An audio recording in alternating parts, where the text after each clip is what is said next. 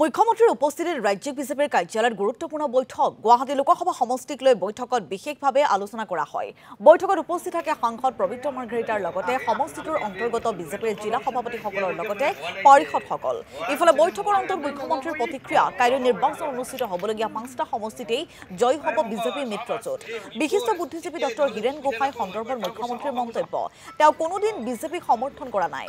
ইফালে কেন্দ্ৰীয় মন্ত্ৰী কিৰেণ ৰিজিজুৰ মন্তব্য সন্দৰ্ভত তেওঁ কয় যে মই নেডৰ আহ্বায়ক হলো বুলিয়ে অসমৰ চাকমাসকলক অনাৰ দায়িত্ব লোৱা নাই।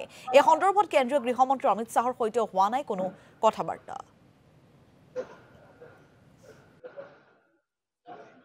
লোকসভা সমষ্টিৰ নিৰ্বাচন উপলক্ষে আজি আমি আমাৰ মন্ত্ৰীসকল আৰু পৌৰ নিগমৰ পাৰিষদসকল আৰু জিলা আৰু মণ্ডলৰ সভাপতিসকলৰ সৈতে এখন বৈঠক আছিলে।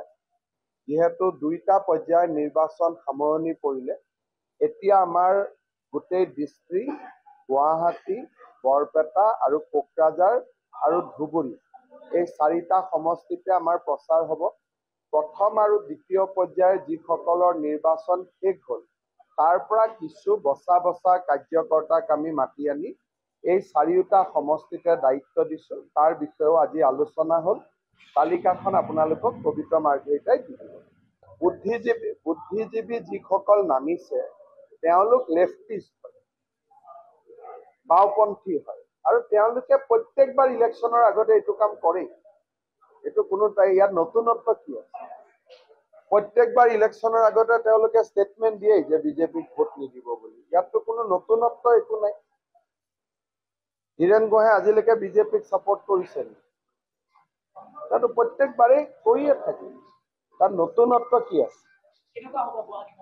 ভাল হ'ব, 5 লাখ ভোটত জিকিম। মোৰতো কিবা ইছ্যুত দায়িত্ব দিয়া মানে অসমত অনা নুবুজাই নহয়। ইছ্যুটো মই কৈছো যে কোনো কাগজ পত্ৰ ক'তো একো নাই। এনেই এটা কথা ক'বাৰ পৰা ওলাই আহিলে আৰু পেপাৰখিনিয়ে ইছ্যুটো পাইছে এৰি দিব খোজা নাই, খামুচি ধৰি আছে। এতিয়া মই কি কৰিম? আমাৰ কিবা এটা বস্তু পালেই তাত জঁপিয়াই পৰি খামুচি চিকুটি খাই চেছ কৰি দিব খোজে, মই কি কৰিম?